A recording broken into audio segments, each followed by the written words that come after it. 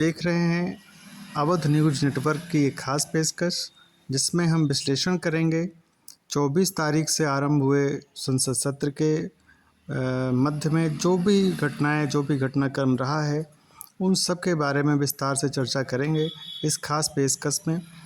आप और हम सभी देख रहे हैं कि 24 तारीख से आरंभ हुए सेशन में तरह तरह की चीज़ें सामने आई हैं जो इससे पहले नहीं देखी गई, चाहे वो लोकसभा स्पीकर का चुनाव हो या अन्य कई सारे मुद्दों पर विपक्ष और सत्ता पक्ष के बीच में भारी खींचतान जो स्पष्ट रूप से दिखाई दे रही है। और समझने वाली बात ये भी है कि आने वाले समय में इस लोकसभा का कार्यकाल और इस सरकार का कार्यकाल किस रूप में और किस तरह से आगे बढ़ेगा,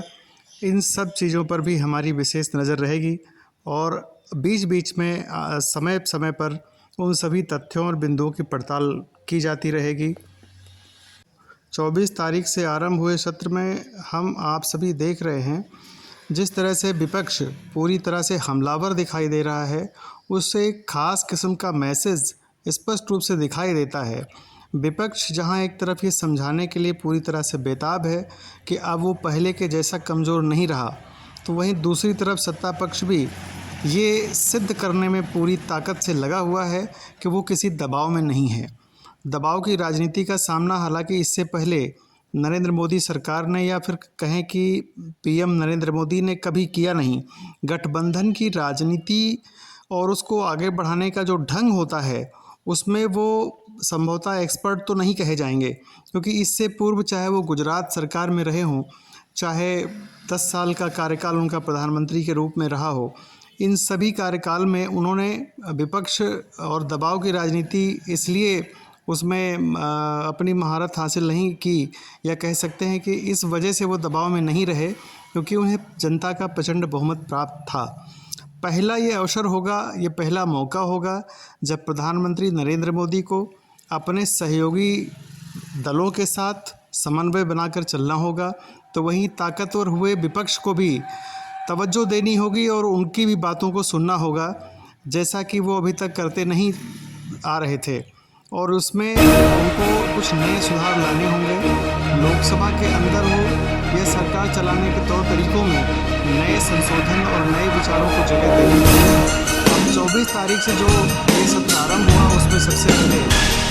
सांसदों की शपथ करवाई गई, जो 2 दिवस तक शपथ ग्रहण हुआ और उस शपथ ग्रहण के दौरान भी बहुत सारी ऐसी चीज़ें सामने आती रही हैं। आप सब देखा है, आने वाले समय की वानगी, आने वाले समय की झलक और लोकसभा का कार्यकाल कैसा रहेगा, उसकी एक वानगी इन 2 दिनों में 3 दिनों में दिखाई दे गई है। ध्वनि मत से अभी जैसा आप सब देख रहे हैं, ध्वनि मत से ओम बिरला जो पहले भी अध्यक्ष रहे हैं लोकसभा के, उन्हें फिर से एक बार लोकसभा का अध्यक्ष निर्वाचित घोषित किया गया है। और ये जैसा कल खबर आ रही थी कि इंडिया गठबंधन की ओर से के सुरेश जो 8 बार के सांसद हैं और दलित नेता हैं, उन्हें लोकसभा स्पीकर पद का पर्चा भरवाया गया था इंडिया गठबंधन की ओर से और उन्होंने बाकायदे नामांकन किया था। लेकिन आज जब कार्यवाही शुरू हुई, संसद की कार्यवाही शुरू होते ही प्रस्ताव दोनों पक्षों की ओर से अपने अपने प्रत्याशियों के लिए प्रस्ताव लाए गए और उन प्रस्तावों के बाद जैसा संसद की प्रक्रिया है, उस प्रक्रिया के अनुपालन में सबसे पहले ध्वनि मत का स्थान ही आता है। और ध्वनि मत यदि विपक्ष चाहता तो ध्वनि मत से ये फैसला नहीं हो पाता, और यदि विपक्ष डिवीजन फोर्स करता तो निश्चित तौर पर वोटिंग हो जाती। लेकिन यहाँ पर कहा जा सकता है कि नेता विपक्ष जो अभी नवनियुक्त नेता विपक्ष के रूप में राहुल गांधी सामने आए हैं, या फिर इंडिया गठबंधन के सभी तमाम उनके घटक दलों का जो भी मत रहा हो, जो फैसला उन्होंने लिया हो, उन्होंने वोटिंग के लिए डिवीज़न फोर्स नहीं किया। और इस वजह से ध्वनि मत से लोकसभा स्पीकर श्री ओम बिरला घोषित किए गए, निर्वाचित हुए। और अब कहा जा सकता है कि आखिरकार ऐसा क्यों हुआ कि कल तो बहुत ज़ोर शोर से इंडिया गठबंधन के लोगों ने ये बात कही थी कि हम इस चुनाव में हिस्सा लेंगे और हम यूं ही एनडीए के उम्मीदवार ओम बिरला को निर्वाचित होने नहीं दे सकते या भारतीय जनता पार्टी को मनमानी करने नहीं देंगे। लेकिन अब सामने जैसा कुछ आ रहा है तो उसके बहुत सारे कारण हो सकते हैं। पहला कारण तो स्पष्ट रूप से ये दिखाई देता है कि 7 सांसद जिन्होंने किसी कारणवश शपथ नहीं ली थी, उनमें से अधिकांश इंडिया गठबंधन के ही सांसद थे। तो एक तो संख्या वैसे ही कम है, और यदि उनमें 7 सांसदों को और कम कर दिया जाए तो ये एक तरह से उनके लिए अच्छा संकेत नहीं माना जा सकता। एक कारण तो ये स्पष्ट रूप से दिखाई देता है, और दूसरा कारण है विपक्ष को शायद बिखराव का भी डर लगा होगा, क्योंकि जो निर्दल सांसद हैं, जो आज़ाद रूप से चुनकर संसद में आए हैं, उन पर सत्ता पक्ष का दबाव हो सकता था। जगन मोहन रेड्डी की पार्टी ने अपने सांसदों को निर्देश दिया था कि वो लोकसभा में स्पीकर ओम बिरला को ही अपना नेता चुनेंगे, उनको ही अपना अध्यक्ष चुनेंगे, उनको ही अपना मत प्रदान करेंगे। ऐसे में विपक्ष को बिखराव का डर स्पष्ट रूप से दिखाई दिया होगा। और तीसरा कारण हो सकता है कि जैसा प्रधानमंत्री और विपक्ष के नेता राहुल गांधी चाहते हैं कि ये सरकार शुरुआत में ही असहमति इसकी ना दिखे, सदन के अंदर असहमति की जो धारणा है वो स्पष्ट रूप से गहरी ना हो जाए, इस वजह से ये सहमति बनाने की दिशा में भी विपक्ष का एक कदम हो सकता है कि ये विपक्ष ने एक सहमति बनाने की दिशा में अपना कदम चला हो। और इस दौरान इतना तो स्पष्ट हो गया कि विपक्ष और सत्ता पक्ष दोनों ही अपने अपने दावों पर कायम रहने वाले हैं। भविष्य की राजनीति की जो झलक दिखाई दे रही है उसमें विपक्ष के द्वारा जितने भी सांसदों ने अब तक शपथ ली है, उनमें लगभग सभी ने संविधान की कॉपी को, संविधान की पुस्तक को अपने हाथ में ले करके एक सिंबॉलिक मैसेज देने का काम किया है कि वो संविधान के मुद्दे पर अभी भी कायम रहने वाले हैं, और संविधान के मुद्दे को छोड़ने का उनका अभी कोई इरादा नहीं है। जैसा कि सर्वविदित है और ये बात अब जगजाहिर हो चुकी है कि विपक्ष को संविधान और उसके नारे का लाभ मिला है, तो इस मुद्दे को विपक्ष किसी भी रूप में छोड़ना नहीं चाहता है। और इसी का एक उदाहरण, इसी का एक मैसेज देने का प्रयास किया जब सभी सांसदों ने शपथ ली और अपने हाथों में पुस्तक रखी संविधान के, उसको सामने करके उन्होंने शपथ ली, और सरकार को भी ये स्पष्ट मैसेज देने का काम किया, स्पष्ट एक संदेश देने का काम किया कि हम दलित राजनीति, संविधान और आरक्षण के मुद्दे पर ही पूरे 5 वर्षों तक सरकार को घेरने का काम करेंगे। जब तक हम विपक्ष में रहेंगे या जिस समय तक हम विपक्ष में हैं, उस समय तक सरकार को इन मुद्दों पर अपनी जवाबदारी सुनिश्चित करनी पड़ेगी। भारत की राजनीति में वैसे तो तमाम सारे ऐसे अवसर आए हैं जब गठबंधन की सरकारें चली हैं, वो चाहे अटल बिहारी वाजपेयी जी की सरकार रही हो या फिर प्रधानमंत्री मनमोहन सिंह का कार्यकाल रहा हो, एच.डी. देवेगौड़ा या फिर अन्य तमाम सरकारें रही हों। आम जनता में अभी तक तो सिर्फ एक ही सवाल है, आम देश की जो जनता है वो ये सोच रही है क्या ये सरकार अपना कार्यकाल पूरा कर सकेगी, और क्या ये सरकार पहले की तरह अपनी साख को बरकरार रख पाएगी। जैसा कि प्रधानमंत्री नरेंद्र मोदी की छवि है और जिस तरह से वो उनकी कार्यशैली है, उसको देखते हुए ये कहा जा सकता है कि ये काम काफ़ी मुश्किल होगा। हालांकि सरकार और विपक्ष में समन्वय बनाने की जिम्मेदारी जैसा दिख रहा है अभी तक, उस हिसाब से कह सकते हैं कि राजनाथ सिंह को सौंपी गई है, जो राजनाथ सिंह इस मामले में काफ़ी सुलझे हुए व्यक्तित्व के धनी माने जाते हैं, और संभव है कि वो इस काम को आगे भी करते रहें। जनादेश जैसा भी हो उसका सम्मान तो होना ही चाहिए, और जनादेश का सम्मान ये सभी दल दिखाने का प्रयास करेंगे जिनको जो शक्ति मिली हुई है। अब विपक्ष भी पहले जैसा कमज़ोर नहीं है, तो जाहिर सी बात है कि विपक्ष भी अपने संख्या बल के आधार पर सरकार पर दबाव बनाने का प्रयास करेगा, और ये पूर्ण रूप से सुनिश्चित करने का काम करेगा कि पहले की तरह वर्तमान सरकार तानाशाही जैसे रवैये के साथ दिखाई ना पड़े। पिछली सरकारों में या पिछली सरकार में ख़ास तौर पर कह सकते हैं जो पीछे की सरकार रही, चाहे पिछले 5 वर्ष की बात करें या उससे पूर्व की बात करें, दोनों ही कार्यकालों में कई प्रकार के विवाद और कई प्रकार के आरोप प्रत्यारोप होते रहे। इसमें मुख्य रूप से ये कहा गया विपक्ष के द्वारा कि मीडिया को जिस तरह से नज़रबंद किया गया है, सरकार के दबाव और प्रभाव में मीडिया ने जिस तरह से काम करना शुरू किया है, या जिस तरह से मीडिया निष्पक्ष होकर बात नहीं करता है, उस पर भी बहुत सारे सवाल उठे। और वो सवाल सिर्फ भारत ही नहीं बल्कि दुनिया के तमाम देशों में अलग अलग मंचों पर भी स्पष्ट रूप से दिखाई दिए। ये सुनने में आया और ये देखा गया कि भारत का मीडिया जिस तरह से स्तरहीन हो गया है, जिस तरह से उसकी शब्दावली, उसके प्रस्तुतिकरण और उसके जो तमाम सारे तथ्य हैं वो स्पष्ट नहीं है और सत्ता पक्ष के साथ साथ कदम ताल करते हुए दिखाई दिए,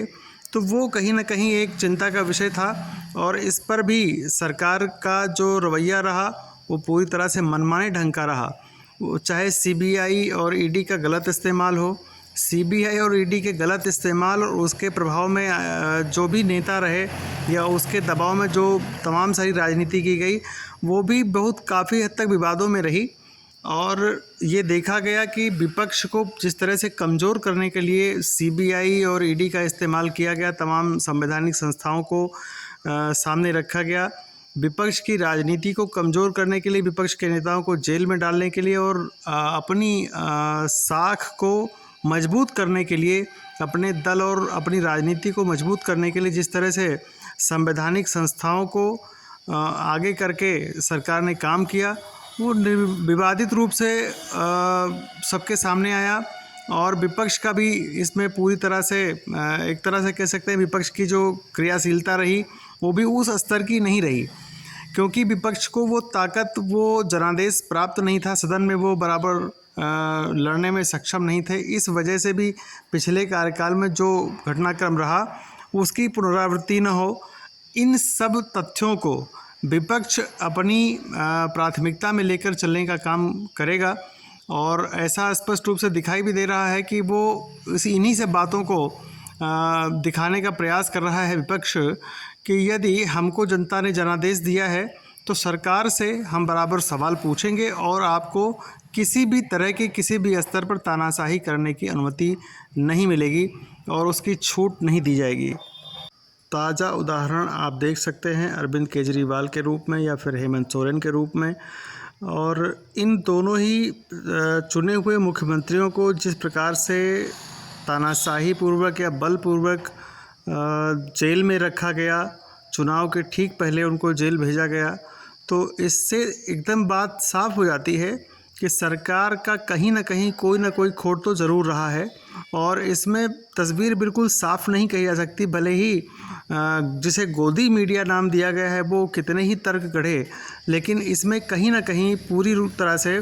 सरकार को पाक साफ नहीं कहा जा सकता। हालांकि कहने को तो सरकार निरंतर ये कहती आ रही है और बराबर उनके प्रवक्ता और मीडिया के लोग भी कह रहे हैं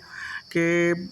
संस्थाएं अपना काम करती हैं और सरकार का उसमें कोई दखलंदाजी नहीं होती है, सरकार का इससे कोई लेना देना नहीं है, वो अपने अपने ढंग से काम करती हैं संस्थाएं। लेकिन अब इतनी समझ इस देश के लोकतांत्रिक जनमानस, इस देश की लोकतांत्रिक संस्थाओं की कार्यशैली पर जनता को तो इतना यकीन हो ही चला है कि वास्तविकता क्या है। सत्य को छुपाया नहीं जा सकता, बदला नहीं जा सकता और कमज़ोर नहीं किया जा सकता। इस देश की जनता इस बात को भली प्रकार जानती है कि जिस तरह से पिछली सरकारों का कार्यकाल रहा उसमें तानाशाही तो स्पष्ट रूप से रही ही है। और इसी बात के संदेह को या इसी संदेह को जनता ने अपने समक्ष रखा और जब फैसला किया इस लोकसभा में, इस चुनाव में जनता ने जब फैसला किया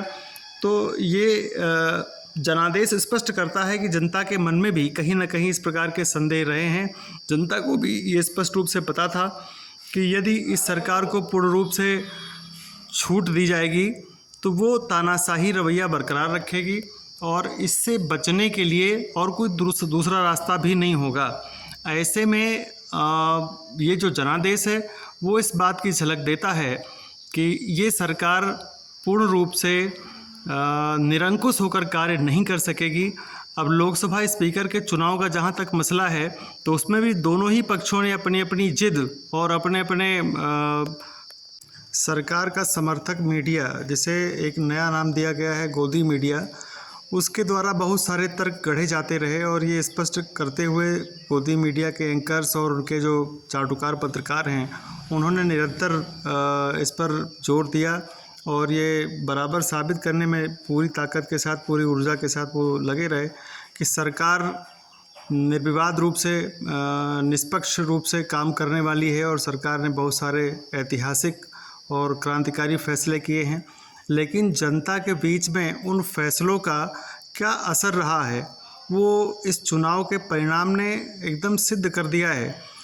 प्रधानमंत्री नरेंद्र मोदी ने जिस तरह से इस चुनाव में कैंपेनिंग की और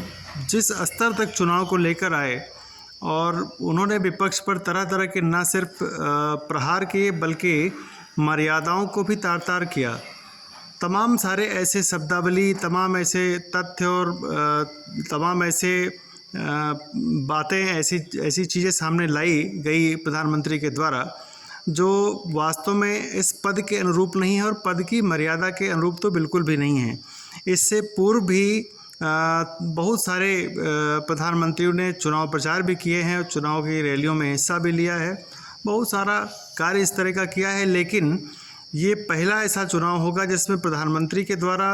एक मर्यादित आचरण दिखाई नहीं दिया और ऐसी शब्दावली और ऐसे तर्कों का प्रयोग किया गया जो किसी भी रूप में प्रधानमंत्री को शोभा नहीं देता है। और इन सबको इस देश की जनता बहुत ही बारीकी से देख रही थी और तमाम तथ्यों की पड़ताल, हालांकि इस देश की जनता को अब वैसा जैसा आज के बहुत पहले लोग समझते थे कि देश की जनता को तमाम सारे मुद्दों में बरगलाया जा सकता है, वो बिल्कुल नहीं रहा। और ये जनादेश एकदम स्पष्ट रूप से दिखाई दे रहा है कि जनता ने बहुत सोच समझ कर फैसला किया है। यदि प्रधानमंत्री नरेंद्र मोदी ने कुछ अच्छे फैसले किए हैं तो देश की जनता ने उनका समर्थन भी किया है, लेकिन यदि इस देश की जनता ने बहुमत नहीं दिया है तो वो भी कुछ सोच समझ कर ही ये फैसला पूरी तरह से देखने के बाद किया है। इस चुनाव से एक बात तो और भी साफ हो चली है कि जनता के बीच में प्रधानमंत्री नरेंद्र मोदी की वो पहले जैसी छवि बिल्कुल नहीं रह गई है। CSDS के एक सर्वे ने उत्तर प्रदेश में जिस तरह से परिणाम दिखाए हैं उससे तो ये स्पष्ट हो गया है कि प्रधानमंत्री नरेंद्र मोदी की लोकप्रियता में भारी गिरावट देखी जा सकती है। उत्तर प्रदेश में राहुल गांधी प्रधानमंत्री नरेंद्र मोदी से लोकप्रियता के मामले में काफ़ी आगे दिखाई दे रहे हैं, ऐसा मैं नहीं, CSDS का सर्वे कह रहा है। तो इस तरह से ये देखा जा सकता है राहुल गांधी ने जिस प्रकार से अपनी भारत जोड़ो यात्रा के दौरान, पहली यात्रा और दूसरी यात्रा के दौरान जनता से अपने आप को कनेक्ट किया, जनता से कनेक्टिविटी उन्होंने दिखाई और लोगों के बीच जाकर उनसे उनके सुख दुख को समझने का काम किया, वो पूरे भारत में जिस तरह से उन्होंने पदयात्राओं के माध्यम से या अन्य तमाम तरीक़ों से किया, उन सबका मिला जुला परिणाम ये रहा कि राहुल गांधी की छवि में व्यापक सुधार दिखाई दे रहा है और राहुल गांधी को पहली बार इस देश की जनता बतौर नेता स्वीकार करने को तैयार हो गई है। ये विशेष रूप से ये खासकर ये भारतीय जनता पार्टी के लिए खतरे की घंटी हो सकती है। और जिस प्रकार उनका जो मदर संगठन है राष्ट्रीय स्वयंसेवक संघ, उसके प्रवक्ताओं का और उनके नेताओं का और यहाँ तक कि मोहन भागवत का भी जिस तरह से उनका बयान और बयानों के माध्यम से खंडन, सरकार के प्रति तमाम सारे आरोप और उन आरोपों में तीखी धार दिखाई दे रही है, उससे भी ये बात स्पष्ट हो चली है कि प्रधानमंत्री नरेंद्र मोदी का पहले जैसा ऑरा, उनकी पहले जैसी छवि अब शायद नहीं रह गई है। और ये मौजूदा परिदृश्य में ये बात बिल्कुल स्पष्ट रूप से कही जा सकती है कि वो धीरे धीरे सने सने करके कमज़ोरी और कमज़ोर स्थिति को पहुंचते हुए दिखाई दे रहे हैं, कमज़ोर स्थिति की ओर जाते हुए दिख रहे हैं। मौजूदा राजनीतिक घटनाक्रम भी इन्हीं सब बातों का मिला जुला असर लिए हुए दिखाई दे रहा है, चाहे लोकसभा के अंदर हो या लोकसभा के बाहर हो। जब किसी भी नेता का, किसी भी राजनीतिक दल का एक प्रकार से क्षरण शुरू हो जाता है तो उसके बहुत सारे बिंदु, बहुत सारे उसके स्पष्ट रूप से उसके तथ्य दिखाई देने लगते हैं। और वही समय है भारतीय जनता पार्टी अपने जिस उरूज पर पहुंच गई थी वहां से धीरे धीरे उसका घटना तय था और वो वक्त अब आ चुका है। जैसा आप सदन में भी देख रहे हैं और सदन के बाहर भी देख रहे हैं, भारतीय जनता पार्टी सभी तरफ से अब दबाव में रहने वाली है। दबाव में रहने का उसका ये जो अभी सदन के भीतर घटना हुई है उससे ये इस बात स्पष्ट हो जाती है। और सड़क पर भी जिस तरह से संग्राम भारतीय जनता पार्टी के सामने उनके राज्यों में, अलग अलग राज्यों में दिखाई दे रहा है, वो बहुत कुछ कहानी अपने आप बयां कर देता है। उत्तर प्रदेश जैसे बड़े राज्य में जहां भारतीय जनता पार्टी बहुत ही मजबूत स्थिति में थी, वहां पर समाजवादी पार्टी ने उनके सामने एक बहुत मजबूत चुनौती पेश की है। और इस बात की खबर न सिर्फ आरएसएस को है बल्कि भारतीय जनता पार्टी के तमाम नेताओं को भी है और इसकी चिंता भी उन्हें स्पष्ट रूप से दिखाई दे रही है। अभी अयोध्या क्षेत्र में हुई जो अयोध्या लोकसभा क्षेत्र में उनकी जो हार उनको मिली है, समाजवादी पार्टी के प्रत्याशी अवधेश प्रसाद जी ने जिस प्रकार से भारतीय जनता पार्टी के प्रत्याशी को वहां करारी मात दी है, इससे भी बात स्पष्ट हो चली है कि अब वो अति हिंदूवादी एजेंडा भी शायद उत्तर प्रदेश में चलने वाला नहीं है। तो इन सब तमाम कारणों की वजह से अब वो बात एकदम स्पष्ट है कि प्रधानमंत्री नरेंद्र मोदी का वो 2014 के जैसा पहले वाला ऑरा अब नहीं रह गया है। तो वर्तमान की राजनीति इन्हीं सब विषयों को ध्यान में रखते हुए आगे बढ़ेगी। बहरहाल वर्तमान सत्र में जिस प्रकार से विपक्ष ने अपने फैसलों से, अपने तौर तरीक़ों से जनता में ये संदेश देने का काम किया है कि वो किसी भी तरह से पीछे हटने को तैयार नहीं है। लोकसभा अध्यक्ष के चुनाव में जिस प्रकार से एक दलित नेता को सामने करके कांग्रेस पार्टी ने एक दलित कार्ड भी चला, वो भी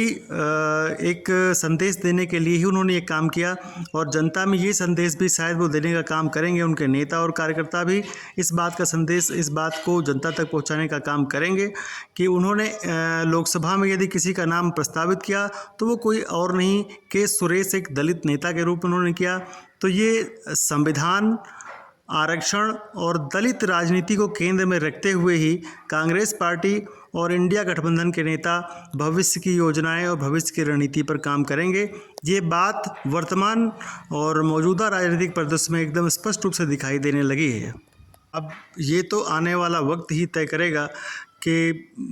आगे का राजनीतिक घटनाक्रम कैसा रहता है, लेकिन उसकी एक झलक अभी से साफ साफ दिखाई देने लगी है। और ये बात साफ हो चली है कि भारत की राजनीति अब परिवर्तन की ओर अग्रसर है। इसमें किसी नेता की तानाशाही अथवा किसी राजनीतिक दल की तानाशाही नहीं चलने वाली है। और एक बात जो स्पष्ट रूप से कह देने लायक है कि राहुल गांधी वर्तमान के राजनेता स्थापित हो चुके हैं।